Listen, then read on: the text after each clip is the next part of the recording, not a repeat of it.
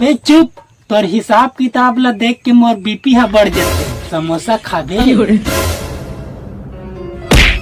अरे काबर मारत हस? एक घर में कोई हाबो की नहीं हो रे? कहाँ चले गयो सब? अरे का हो गे? बिहान ले काबर गुस्सा हस? मोर चप्पल ला कुकुर उठा के ले गए, एती ले ओती दौड़त हो। मैं दिमाग खराब हो गए साले ला आज।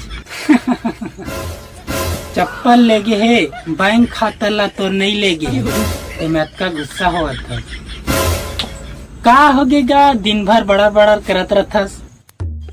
पापा एक ठन बात पूछा? पूछ, फिर गुस्सा मत दिलाबे।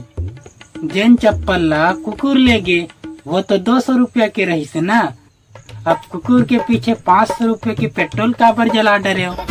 अबे चुप, तोर हिसाब किताब ला देख के मोर बीपी हा बढ़ जाते। छोड़ो, चाय पी लो, गुस्सा शांत हो जाए। मैं चाय नहीं पियो तो समोसा खाबे? खा ले साले हदहा गतर के, मीठा में जलेबी खाबे? अरे काबर मारत हस एक कन के बात में? तो मोबाइल रिचार्ज करा दो कागा? हाँ वो करा दे बेटा, अब 28 दिन वाला नहीं 84 दिन वाला रिचार्ज करा दे बेटा। अरे अभी तो गुस्सा गे रहे, अब कैसे लगिस? अरे पगली, रिचार्ज के बात अलग होते ना।